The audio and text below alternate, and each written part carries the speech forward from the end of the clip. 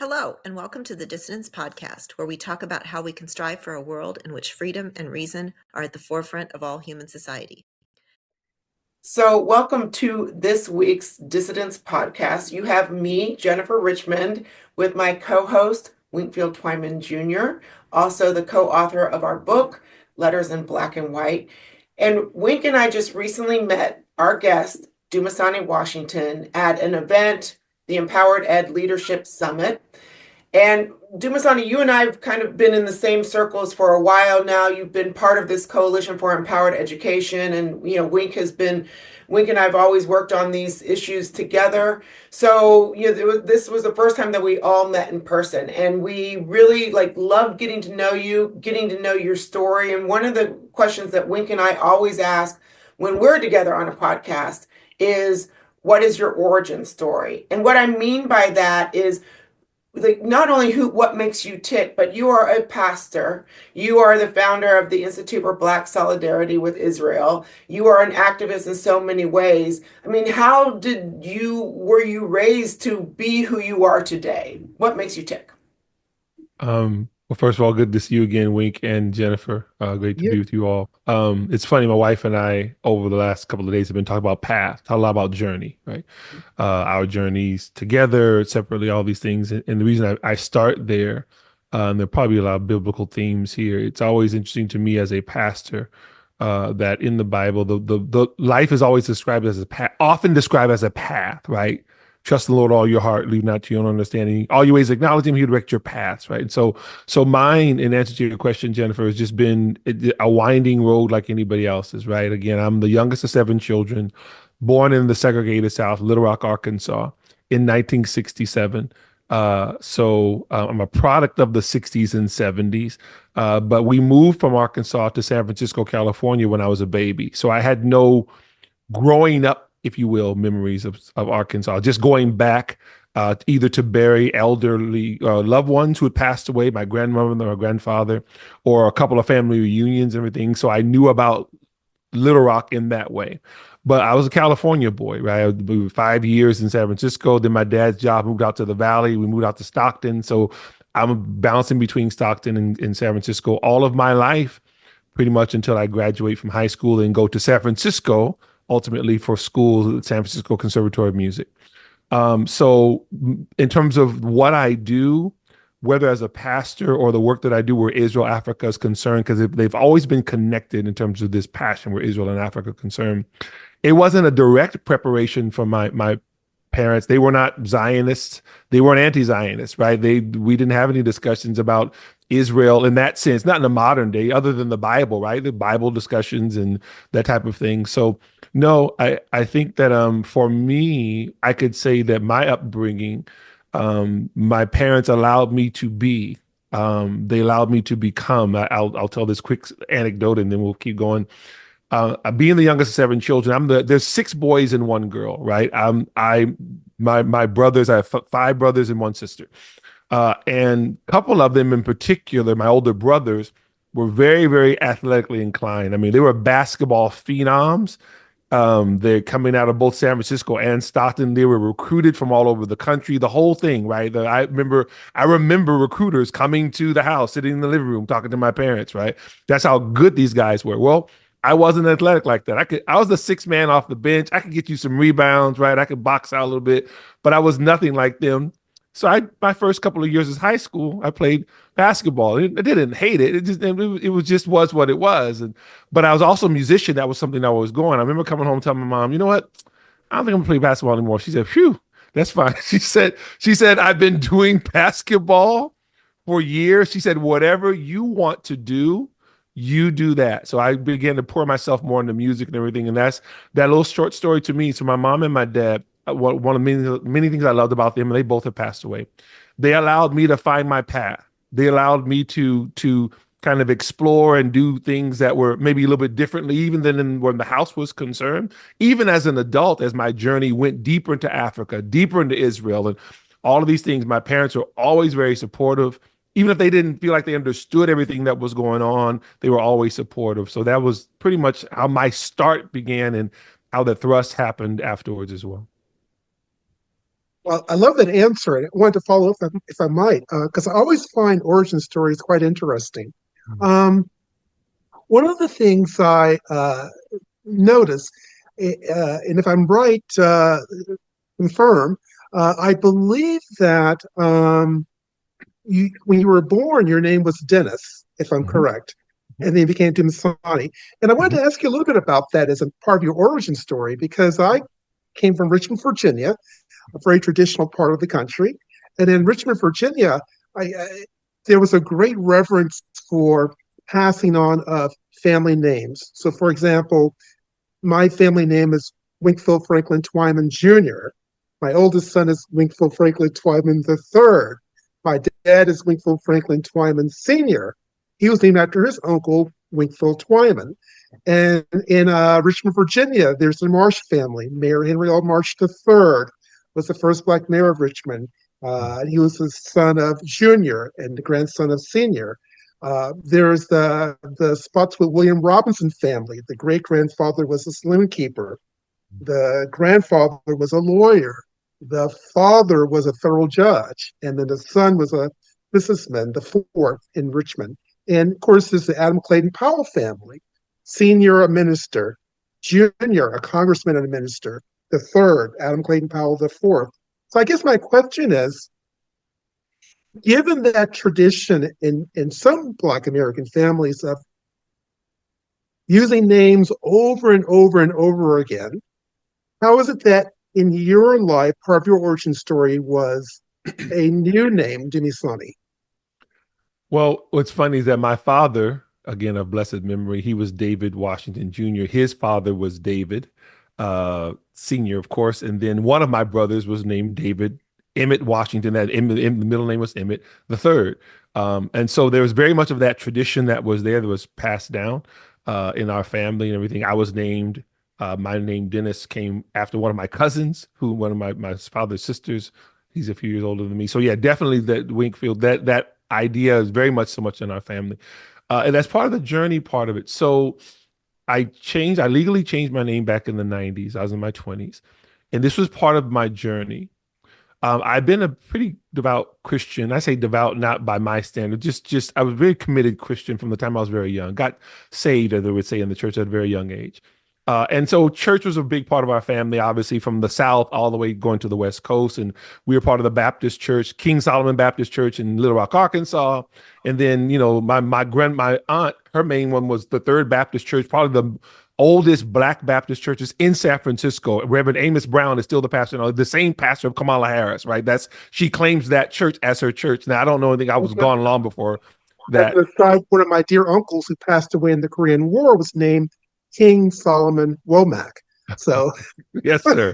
Very I much that recognize the name. tradition. Yes, sir. So for me, my Dennis Ray Washington is how was the name given me. And when part of the shorter version of the name change was that I had what was part of my journey spiritually was both Israel, both as a person who's always, as a young child, always fascinated with I tell people, as a Christian growing up in church, my parents would get us Bibles when we were young, right? I spent more time reading the Old Testament than the New Testament. And I didn't know the difference, right? I didn't know the difference between, this is the Jewish side or the Christian. None of that. We didn't grow up with any of that.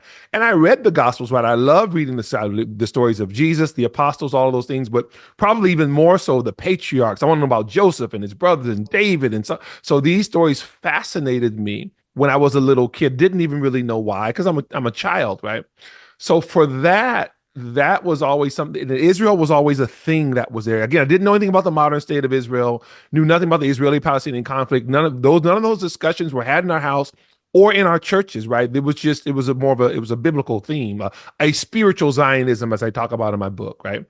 But for that collected later on, post college, in my 20s, there was an Africa thing that began to just began birthed in me. Now, I had a very Afrocentric cousin, for example, who was not a militant, but they're kind of borderline, whatever. And that was never, I mean, I loved my cousin and everything, but that part of it didn't really fascinate. What fascinated me was that at some point my cousin changed her name.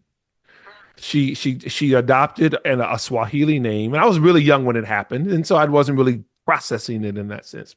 But that is the cousin that I referenced, that I accessed when I got older, because mine was a deeply spiritual thing. In other words, something was happening with me in my God walk, if I could use that term, in which Africa became so central. It wasn't a militant thing. It wasn't an anti-Western thing. It wasn't none of that stuff. It was so, and a lot of it, for example, had to do with the fact that I was exposed to the idea of Christian persecution while in college. So I would learn about what was going on with Christian communities in different parts of the world back, in late teens, early 20s in college.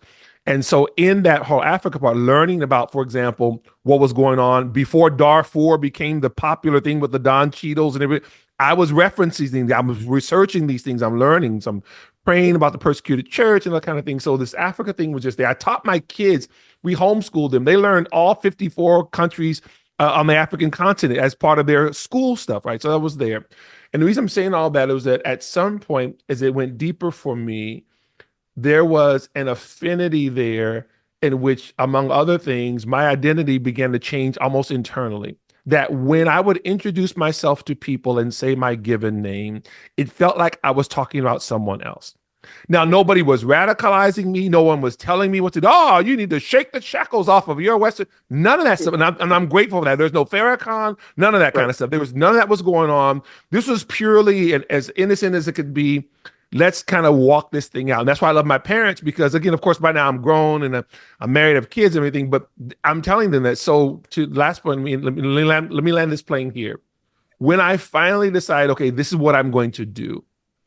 One of my dear friends, still to this day, Malume, one of my South African friends, because Dumisani is a Zulu word, and that's where it came from. My dear South African friends, I said to my friend, I'm praying about this. I want you to pray about this with me and everything. And then she said, I have it. This is your name. She's like an older sister. This is your name. This is your name. Any of my Zulu friends know they can be very, very, like my Nigerian friends. They're very, very boom, direct, right? And Dumisani is the Zulu equivalent to the Hebrew hallelujah. Hallelujah means praise the Lord. Dumisani u Yehovah. Dumisani means praise. Dumisani u Yehovah is the Zulu phrase, praise the Lord. She said, that's, and plus you're a musician, this and the other. And my wife and I, we talked and everything, and that just fit. I did a naming ceremony, the whole thing, changed the documents and stuff. And so that to this day. And last part, before I did all that, went to my parents, to your point, Wink, whom I dearly loved. And I had to have the conversation with them. This is what I'm wanting to do. It has nothing to do with my love for you, my love for my family. I'm not rejecting you.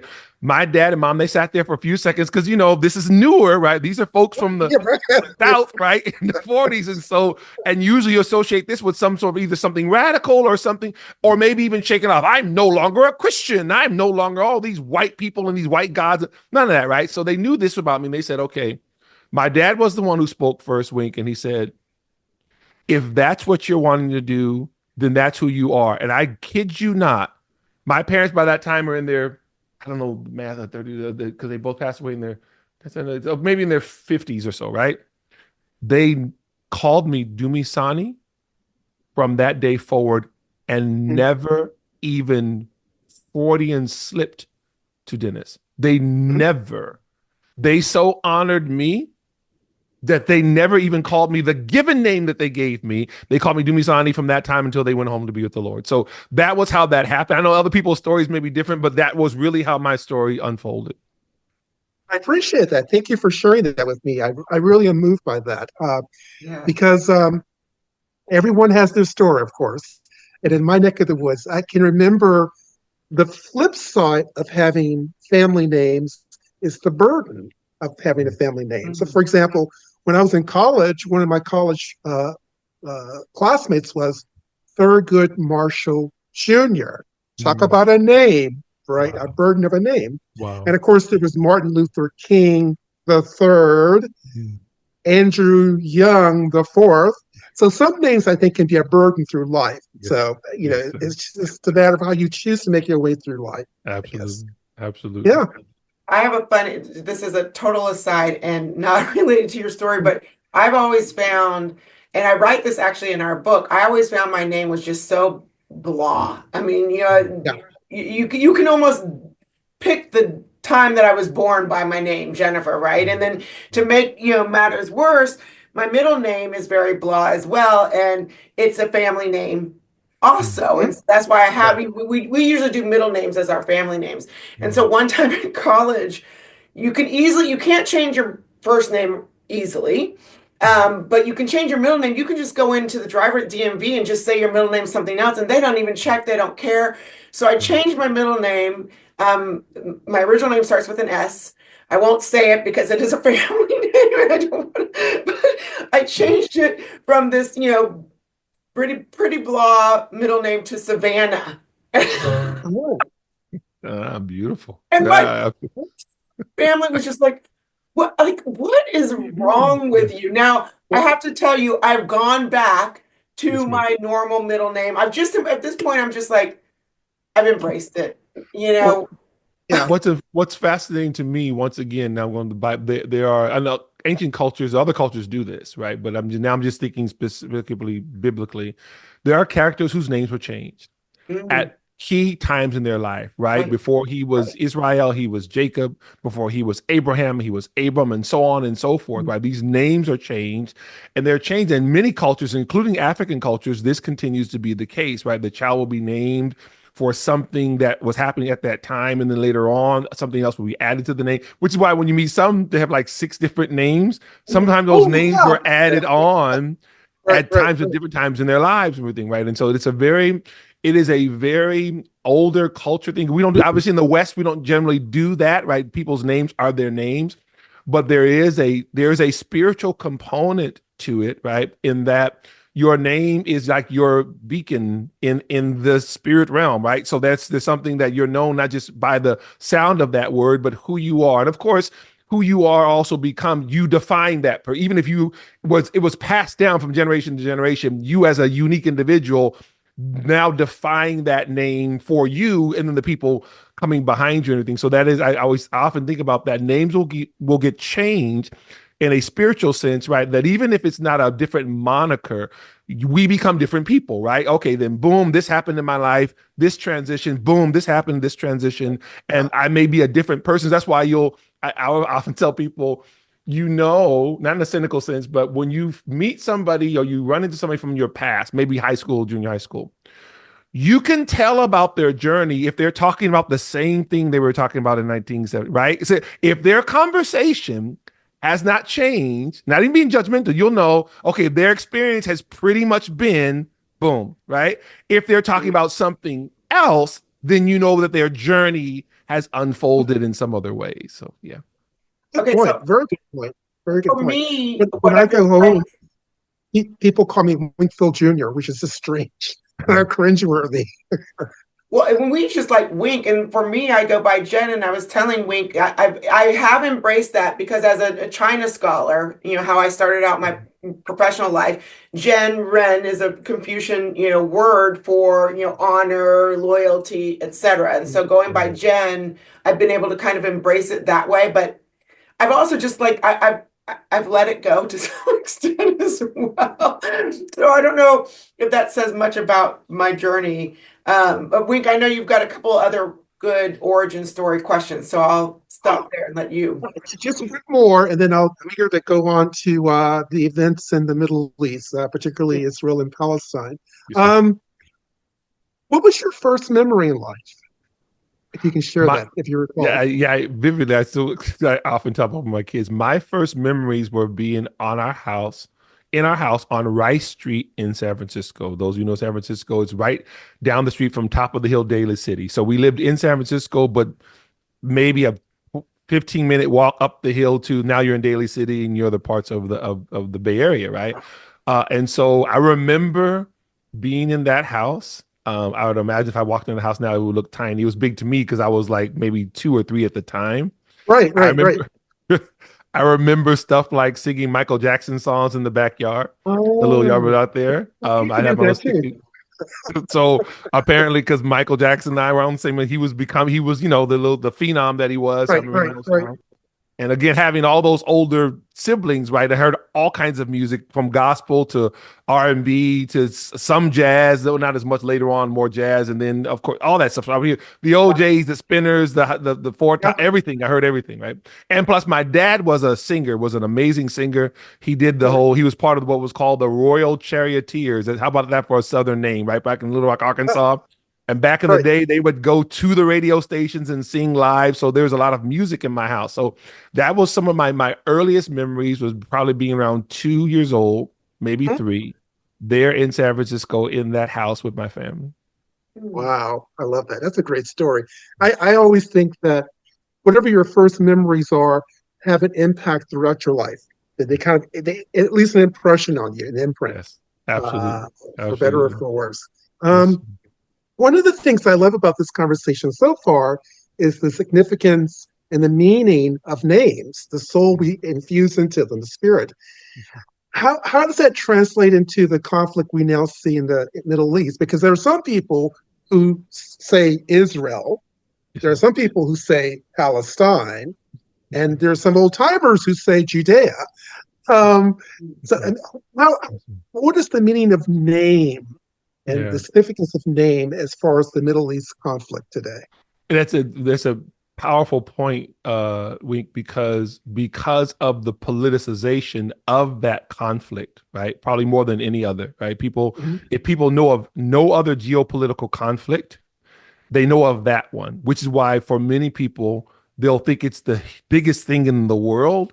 And they look at a map, they see how tiny Israel is and how tiny is, right? And they're like, oh my God, because it's so talked about. So the names, it's amazing. So some people know this already. The word Palestine is an actual Greek word that the Romans used, right, to denote a region. But it was used immediately as a political weapon. That was the whole point of the thing. That goes back to ancient Judea. Now we're at circa 135 AD. We're going back almost 2,000 years, right? The Romans had occupied that, not just Israel, but that entire region, what we now call Syria, Jordan, right? I mean, they were the empire, right? You had your Babylonian Empire, your Persian Empire. Right. So they were the empire. These are the bad guys on the block, right? And so the Jews were subject to them like any other ethnic group would have been. So, of course, that real estate has always been so important for many religious reasons, right? The Abrahamic faiths, right? So obviously 2,000 years ago, Islam hadn't come. Yeah, it'd be several centuries later on, but Islam, Christianity, Judaism, right? All coming out of that same region, the Abrahamic faith, like again. So when the emperor was Hadrian, after the last revolt of the Jews, they were trying to take their land back, right? That whole thing. They were crushed, mercilessly. Millions were killed. They were shipped off as slaves to Africa, Asia, and to Europe, literally what the prophets began to call the four corners of the earth, right? And so the Romans, who were merciless in there, they like any other empire, you don't oppose us, right? We will make you and your children pay. So they destroyed all of Jerusalem.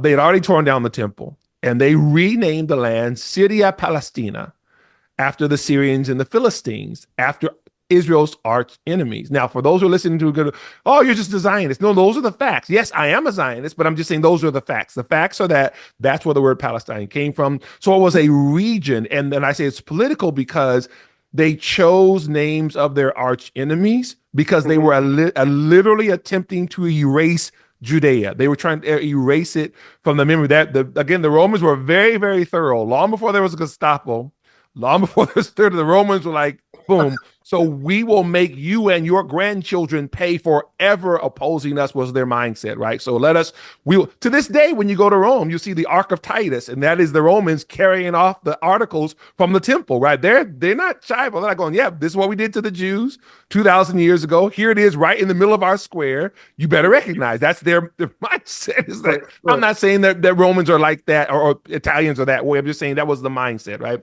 So that's where that name came from, Wink. So again, many people use the term not even knowing what it is historically linked to. Of course, now it has to do with a Arab-Palestinian nationality, if you will. And there's reasons why that name was used as well. We can get into that if you want to, but that is where the origin of the name comes from.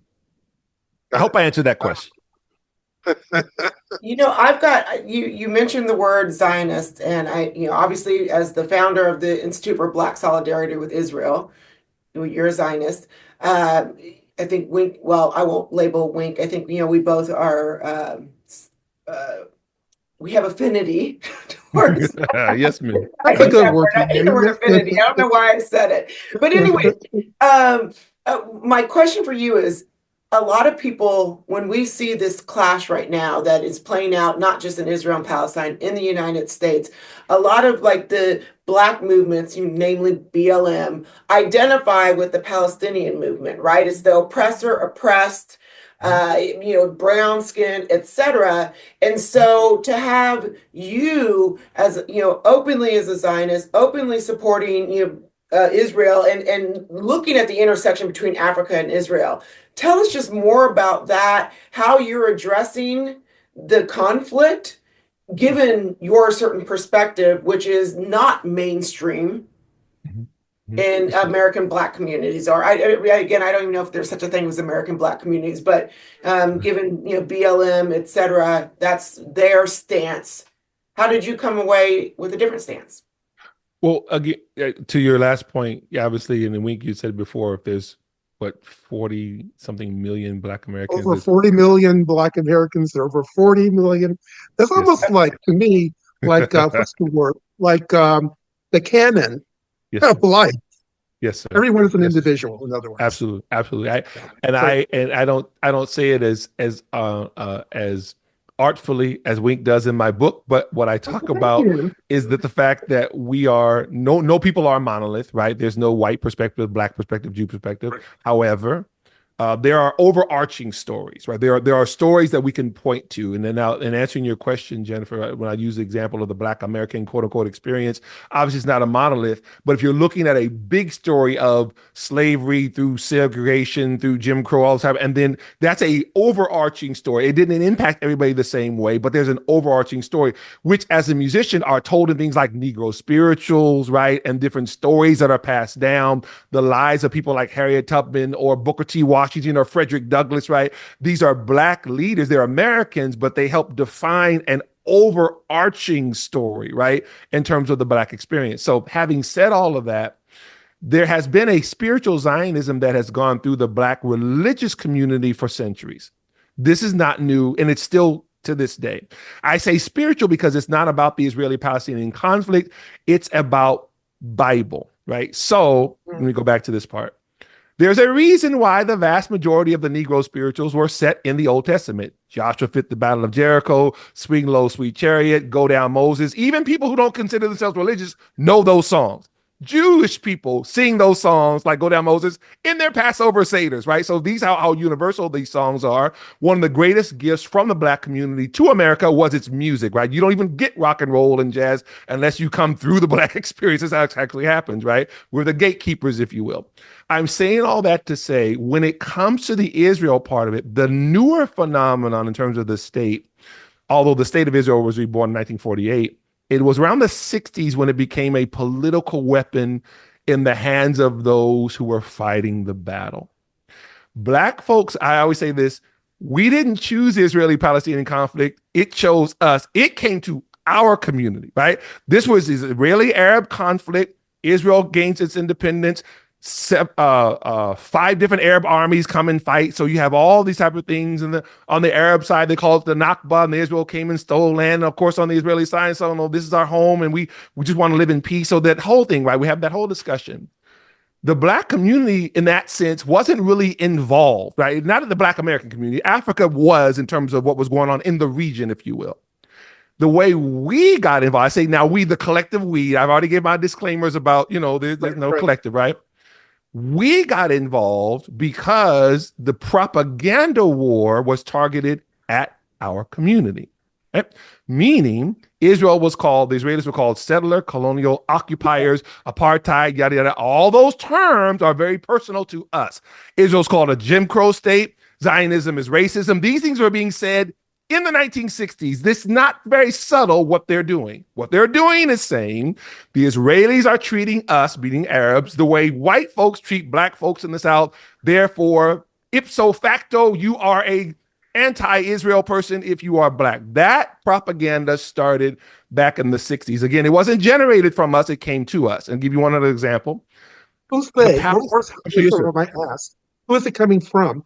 The Palestinians, Yeah. the Arab League, or the Soviet Union, or all three? All the above. That's exactly where I was going, right? Because by this time, 1964 is founded what's called the Palestine Liberation Organization, or the PLO. It is founded by the KGB. It's a Soviet disinformation. It's not anymore. It's no more Arab in origin than I am.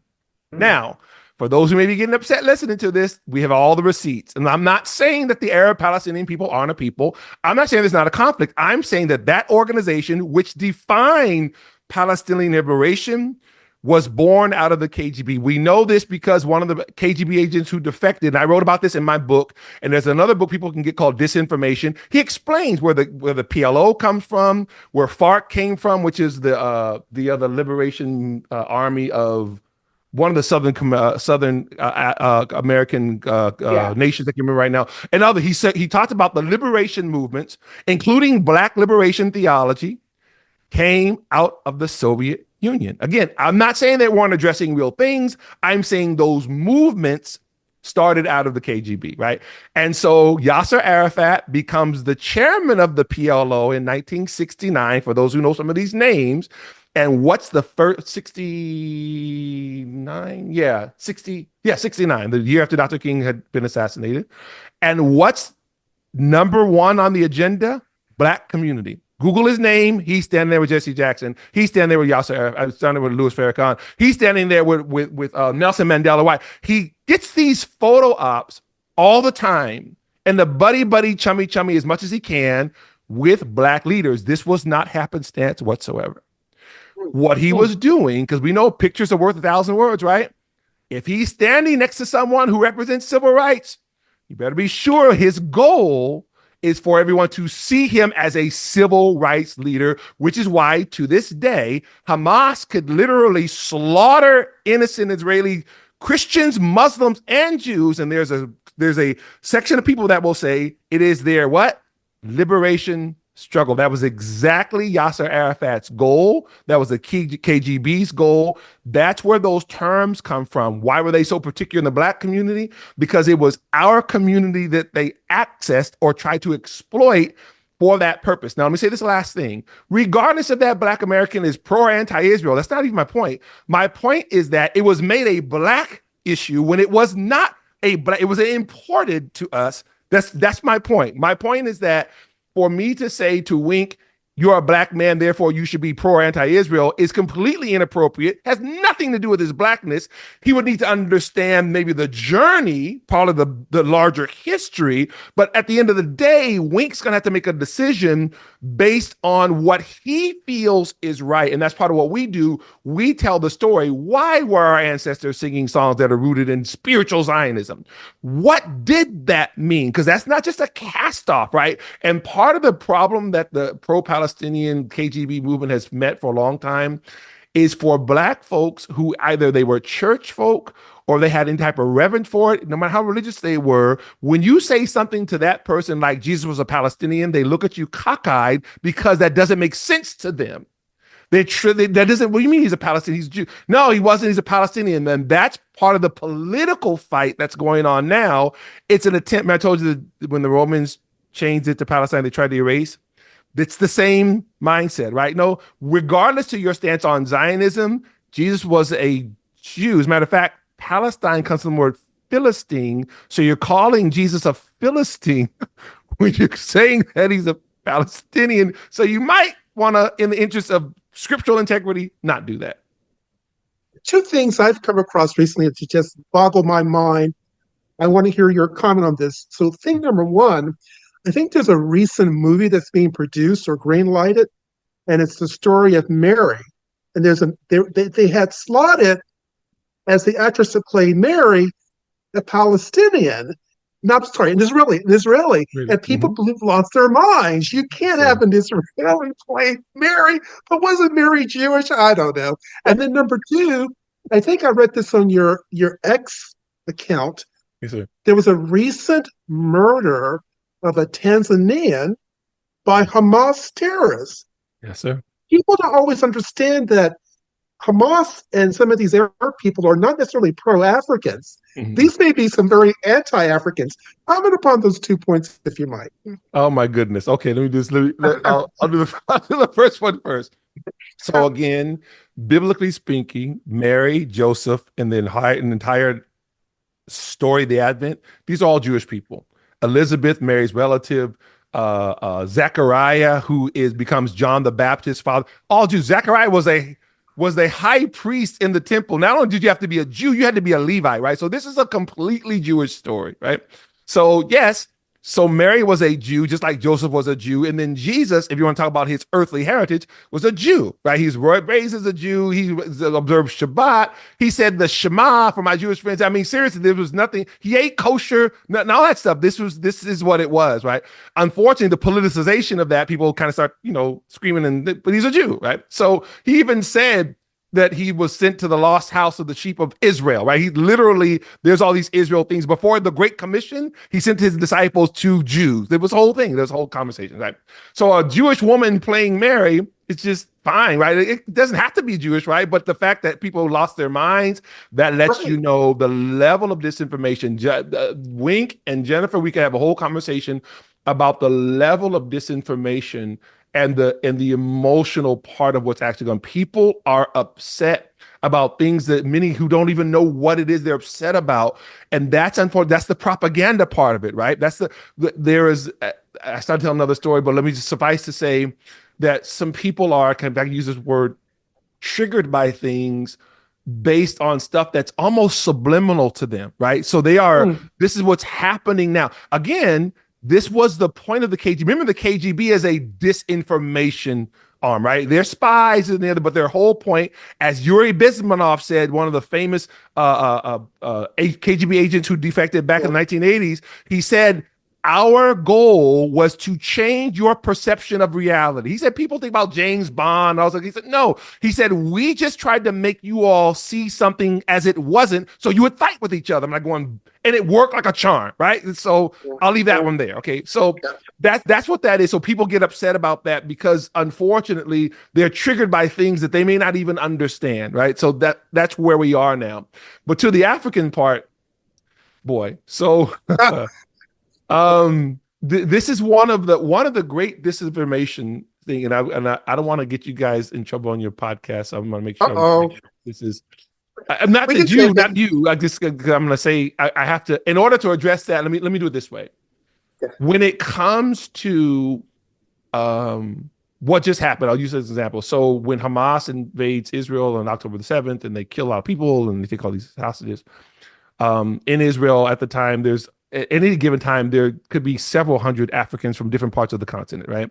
Because they do a lot and this is from the beginning, from Israel's beginning, during Golda Meir as the foreign minister, there's a lot of work in agriculture and tech, and so there's a lot of exchange things going on. So there's several hundred African students there who are studying many things, some of those agriculture. 2 of them are from Tanzania, at a kibbutz near where all this stuff happened. The Hamas and the other there was both Hamas operatives and unfortunately everyone, just some quote unquote regular Gaza citizens who flooded through, right? So they apprehend these 2 African young men. One of their deaths we don't have the evidence of, in terms of, we know he died, but we don't have all the other things. But we have this on him because this young man, Joshua Malau, I'm saying this last name incorrectly, it was a brutal death. And the video that Wink is talking about, my son posted it, I shared it. We don't share all the gruesome stuff because at some point we had the whole thing, we shared it, but some people contacted us who are family members of his in Tanzania, who they asked us, please don't share that whole thing. So we shared an edited version of it. What they did to that young man, it was what they call crimes of passion. They didn't just murder him, everyone. Even after he was dead, they continued to defile his body. It was like one of those, you killed someone that you hated, and the fact that there was no more breath in his body wasn't enough for you. You had to, that's what they did to him. And we were explaining to people, for those of this particular extremist Islamic mindset, Africans are abids. They're slaves. They're worse. They're less than human. This has Wow. always been the truth. I'm not saying all Muslims are like this. I'm saying this is the Islamic, in terms of this mindset. Okay, Muhammad dies around the 7th century AD. Islam spreads from Arabia across the West throughout Africa through rape, pillage, and plunder and slavery. As I've said before, the transatlantic slave trade ended in the 19th century. The trans-Saharan slave trade started in the 7th century and continues to this day. Literally thousands and thousands of slaves in Mauritania, in Sudan, in Algeria, in Libya, in Qatar, in Saudi Arabia, African slaves, and they're called abids. It is one of the, unfortunately, in the West, best kept secrets in that region. Everybody knows. So when these supporters like Hamas come to a black person and say, if you're black, you see where I'm going, right? So, okay, so first of all, you're insulting me because you're saying if I'm black, I should do this. But if we're going to be real and just have a real conversation, why did Hamas operatives slaughter those African young men who are neither Israeli nor Jewish? Answer, because they were abids. They slaughtered them in that way. And the Hamas supporters have been trying to hide that. We say it, we shout it from the rooftops. We tell everybody, they keep telling that Israel's an apartheid state and the Israelis are racist and blah, blah, blah. And no nation is perfect, but none of that has happened in Israel. There's no slaves that are... Yes, sir. Would Ta-Nehisi Coates, Yes, his recent book, would he believe it happened? Yes or no? Okay, now you're going to really give me trouble. Let me step all the way into this. Ta-Nehisi Coates, not only, I can't speak for what he would say right now, but what I think, I do a podcast called Truth to Power Live. The latest one, I talked about this, and also I wrote about it in our Substack, on the EFC Substack. He became aware of what I'm telling you in college. The man is 20 years old at Howard University. And my dear friend, Charles Jacobs, who I didn't know at the time, they had a summit. They actually had an actual event about this. They had Muslims and Christians from Sudan and Mauritania. One was a sheikh who descended from the Nubian princes before it was flipped into an Arab region, right? These people are sitting there telling them, giving them all the receipts about what. Now, again, they're saying how they're being treated by Muslims. The Muslims are treating both black Christians and black Muslims. In other words, even if you're black and you're Muslim, it still doesn't shield you from, in these types of environments, still being made a slave, being raped, all kinds of horrific things that are still happening to this day. Ta-Nehisi Coates was a 20-year-old at that forum. And we know it because he got to the microphone and asked a question. And the question, you all, was along the disinformation that Louis Farrakhan was spouting. He was saying the opposite. There's no slavery in Sudan. And if it is, it's really minimal. So this was the tension. So this young Ta-Nehisi Coates gets to the microphone and acknowledges what's been said. Thanks, everybody. And he asked them, what should we do about the fact that a Louis Farrakhan, this huge figure in the black community, is saying the opposite? So to your point, Wink, he's known about it for almost 30 years. And I don't know the man personally. I'm not trying to cast aspersions. I'm just calling it I'm the umpire. I call balls and strikes, right? He's called Israel an apartheid state, but has said nothing about the slavery in Sudan and Mauritania that he learned about at 20 years old. This is part of the politicization. Why? Because at a certain point in terms of left politics, it became politically incorrect to talk about black slaves in the Arab Islamic part of the world because you were called an Islamophobe. Now, you can spit on and call Israel every name in the book. That's fine. But if you say that there are slaves all over that region, wait, no, calm down now. You can't say all those things. Wait. You just said that Israel's committing genocide against the Palestinians, which is not true. But what is true is that the Sudanese have been enslaved. Bayard Rustin in 1975 wrote a piece about the Sudanese, how they're being treated in 1975, right? People have known this for a very long time, but it doesn't get any of the press because it doesn't fit the narrative that people want to have. Wow. Sorry about all that. You asked the question and touched the nerve. I did. Thank you for that answer. Jump in, Jen. No, I'm absorbing it all. I'm digesting. That was all like new news to me. I have certain feelings and again, for lack of a better word, affinity towards Israel and consider myself a Zionist as well. But none of it is based on what you just said. So, I mean, that's just like mind blowing to me. So I'm going to digest. Wink, you jump in. I'm sorry. I do. One of my friends said, Pastor Dumisani, it was a sermon one time. He said, you know what? When I'm listening to you, it's like drinking water from a fire hose, or sometimes it's just too. That's what I hear. Sometimes I have to bring it down. No, don't bring it down. This is amazing. Again, something I hadn't heard of before. I mean, this is the kind of conversation that we're not having. Well, let me interject and say this. Part of the passion. First of all, I'm a passionate kind of guy. I get it from my mom. Both my dad and my mom are very, very opinionated. They would tell you, right? But my dad was more quiet. He would tell you, in his own way. My mom was like a kind of in your face, kind of you didn't even ask her, but here's my advice to you. So I kind of got a combination of both of those, right? So, and this is kind of how I got into this because again, I didn't wake up one day and go, I'm going to be an Israel advocate. The Africa part long preceded. I was doing the Africa part back in the 1990s. I didn't become an Israel advocate around 2013. So you're talking about a decade went by, right? So it was an Africa thing. And part of what lit my fire wasn't just this spiritual Zionism and everything. When I heard Israel demeaned as a Jim Crow state, apartheid, when I heard about that and knowing what I knew, right? And being very proud of my Black American heritage, having family who, we experienced Jim Crow. My dad's dad was a sharecropper. My mom went to Scipio A. Jones High School and very proud of my heritage. When I heard that, I knew it wasn't true, but I knew it was also pilfering from mine. When I saw, it was around 2012 or so. Quick example. Sudan, with all the Darfur, all the genocides and things that have happened in that area region. After a while, in the early 2000s, 2006 or so, there was a wave of African migrants that made their way to Israel. They were fleeing their countries. They were fleeing the Congo for its separate thing. They're fleeing Sudan, and some were leaving Eritrea. And if they could make it through this very arduous trek and through the Sinai, where the Egyptian soldiers, they found them, they would kill them. Why? Because Abites.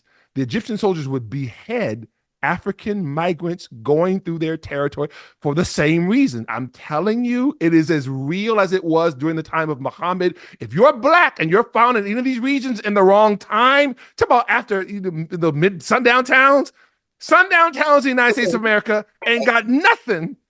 Okay, I'm going to give you a little bit of pushback. Explain. Yes, sir. If this is true, if the anti-Black animus and hostility is so strong in that part of the world, yes, sir. How do you explain the prominence, influence, and in some quarters reference for none other than Anwar Sadat, who was arguably Black or part Black? Yes, sir. Absolutely. How do you explain Anwar Sadat? You mean his reverence within the Black community? No. How he became president. Yeah, right. Yeah. Oh, yeah. You know what? Some of the I'm chuckling because it was an anomaly even then because he was a very darker skinned Egyptian man. Right? He was. So even the fact that you're underscoring that is part of my point. Because he didn't look stereotypically Arab, right? Because Arabs can come as dark as me or as light as Jennifer, right? Again, it's a spectrum. However, there is a colorism that's there. That if they're darker, particularly if they're not considered Arab as part of the Coptic, the Coptics are treated worse than Jim Crow in Egypt to this day. To this day. Yeah, they know who they are. There's a separate group of the Nubians. It is very, very. Oh, okay, another quick story. I know I'm branching this off. Wait. Anwar was half Nubian, right? Wasn't his mother Nubian, if I remember correctly? I believe she was. Right? And he rise to power again. Wink, what you're describing is someone who, through different circumstances and their own brilliance, rise to power, even somewhat antithetical to what would have been. Okay, so here's my question: how many other dark-skinned premiers of Egypt have you seen since then? Exactly. See what I'm saying? He was an anomaly. Boom. Right? So, but that's my point. So somebody, I defy anybody on this, show me a dark-skinned Arab leader in any part of the Arab world, I'll give you $10. Right? There's a reason why that doesn't happen. Right? And as a matter of fact, when it happened, I remember when I was a little kid, my mom said, "Ooh, Anwar Sadat is a Black man." I remember she said it. See what I'm saying? Even folks in the West were going, "Hey, because Egypt isn't Africa, right? But we aren't used to seeing Arabs who look like him. Exactly. You're arguing my point. Oh, this brings up another wonderful issue. How do you explain the Black Cleopatra? Well, see, that's again, I believe what she wasn't she actually Greek? Right. Yes. So that was that whole argument about what she actually was and everything. I can't. I'll get off into the weeds with this, but let me just say that argument of the pigmentation of people in the region, right? That unfortunately was a Western imposition, and I'm going to tell you this from the time I was little. Part of what happened in the discussion. Now, the Greeks were generally, Mediterranean-looking people, right? They weren't darker-skinned people. However, that broader thing in terms of Egypt became one in which Western scholars began to say that the Egyptians were not African. The problem Or is not that, African. Got yes, it. right. To this day, there are certain Arabs who will tell you, not all of them, they'll tell you, I'm not African, I'm Arab. And oftentimes they'll switch it depending on what's convenient to have that conversation. Right. But again, and that goes back to the Bible and who these people were, who descendants were, Right. that type of thing. So yeah, that part of that discussion it's really been both racial and cultural and all those things, right? Unfortunately, that we have more in the West than they have there. It was said that Gamal Nasser, the premier before Anwar Sadat, right? A couple of them before, it was said that he told the Israelis during the whole Israeli conflict thing, you Israelis left black and came back white. He was feeding into the narrative of the settler-colonial. Now, here's the thing where he's being a sly fox. He knew that Jews were people of color. They could come as dark as me, again, as light as Jen. He already knew that. Not to mention the fact there's some 100,000 Jews who lived in Egypt at the time. He knew good and well that they didn't look like Jen. They were look stereotypically Arab looking, but he knew the West didn't know that. See what I'm saying? Much of that they were able to do the disinformation in the West because they knew that most Westerners didn't know Gaza from the West Bank, from Egypt, from Tripoli. They didn't know, right? They didn't know those things, so they could say whatever. So they would just use code terms. This is settler, colonial, occupying. This is imperial. Those terms we know, right? So they would just say, yeah, what you saw happening there in Selma, that's what these no good Jews are doing to us. Right.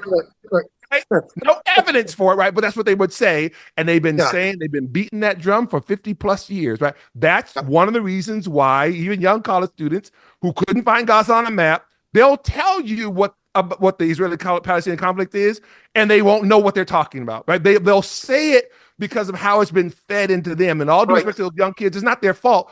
I don't care if you're 18, 19, if you've been fed propaganda this whole time, you're going to basically, spew out propaganda. That's part of the reason why we are where we are. But I want to finish this last thing because you asked me a question. I left it hanging. I don't remember what I was saying.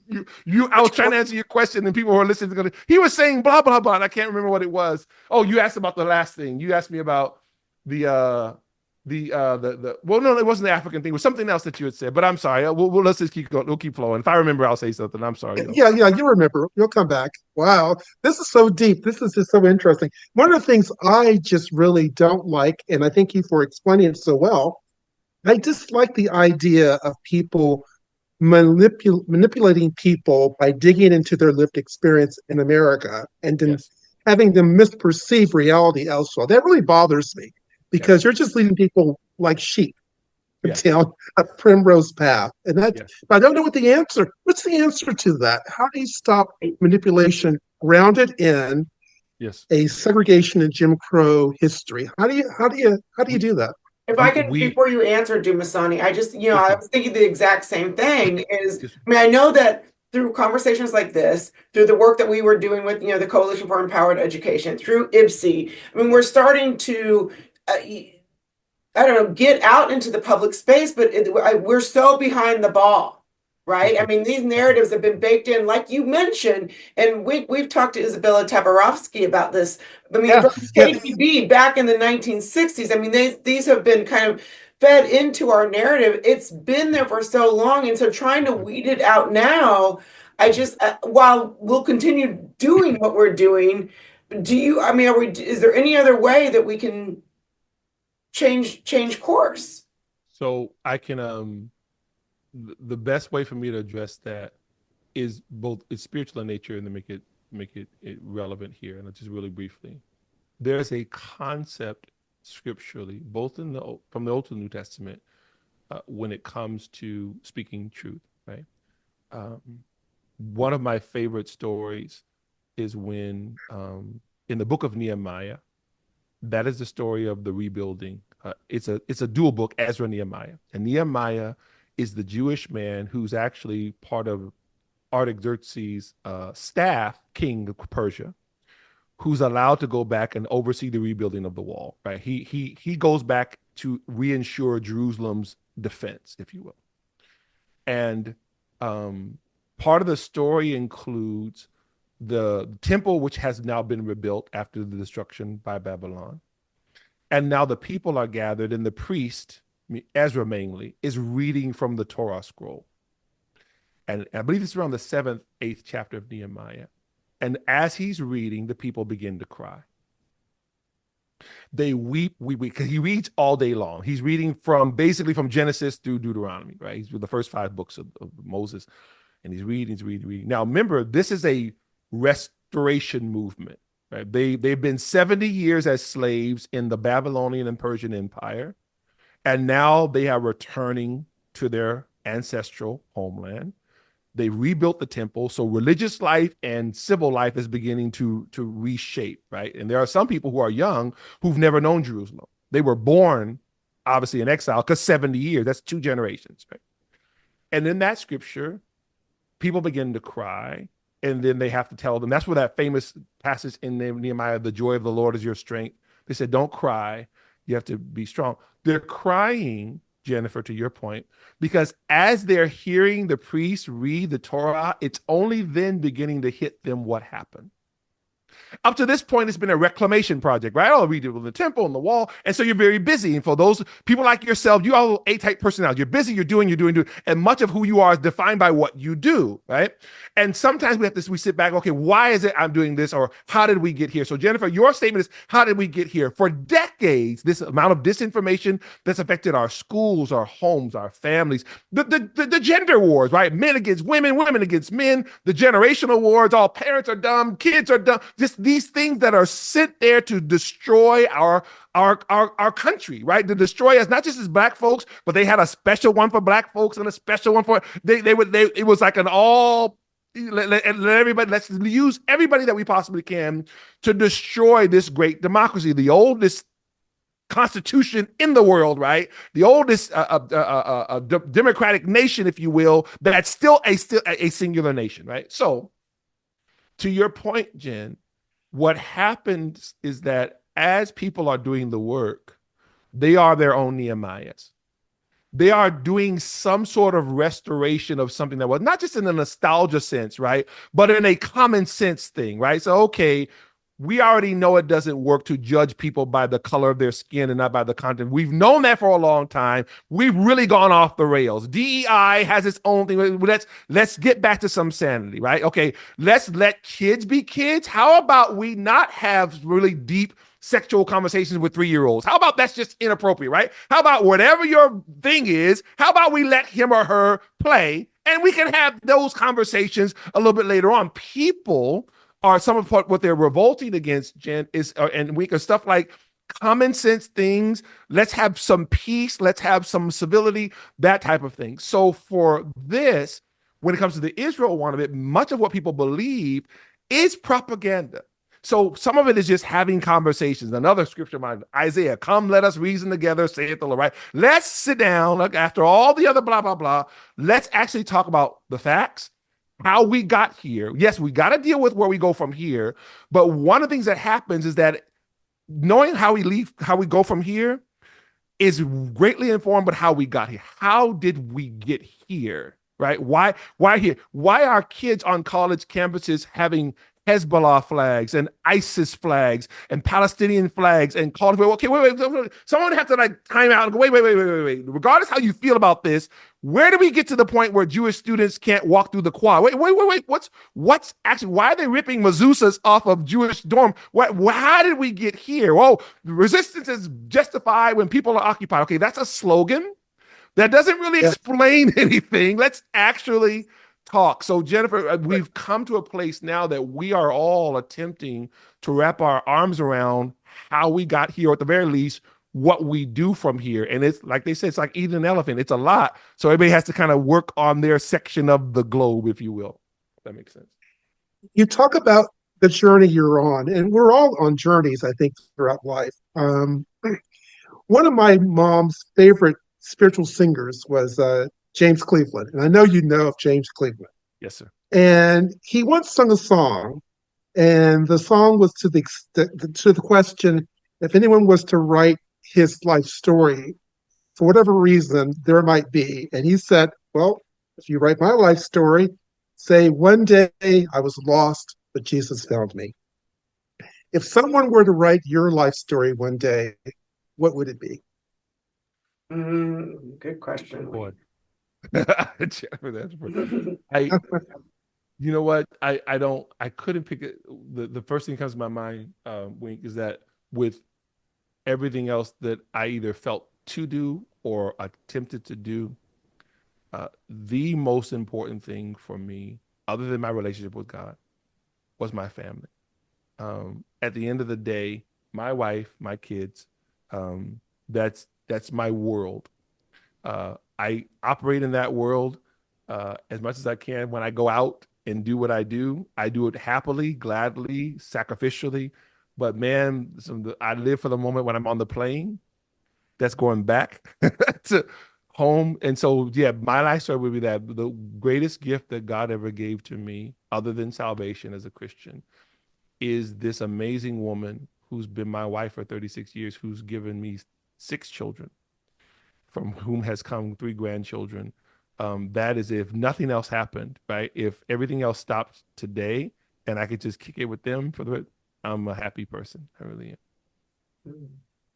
Wow, that's a great answer. I can't improve upon that. Yeah. Jim? No, I just thank you. Thank you. I feel like I've just been transfixed by this amazing sermon. So I can only imagine when you're preaching, your audience must just be like in Yes. awe. I'm loud and rambling at times, but no, there's a passion that's there. There's a destiny that's there. As I tell people often, not important. The message, the calling is important, right? So, what I feel I've been called to do is important. Why God would Paul say we have this treasure hidden in earthen vessels, right? That the excellency may be of God and not of us. In other words, that we are just clay, right? We're literally dust from the earth. So for me, I lost my mother when she was only in her 60s at a heart failure back in 2002. My dad almost made it to his 80s and everything. And so I recognize that our time here is short, right? So I like anyone else, just like you, I'm sure I can speak for you all and say, you want to do what you're supposed to do while you're here, and do to the best of your ability. So for me, that it's the same thing. I'm passionate about it, and I want to accomplish as much as I can. We're so thankful for As they say, the spirit of the dead will survive in the Yes. memory of the living. Absolutely. Words to live by. 100%. 100%. Yes, sir.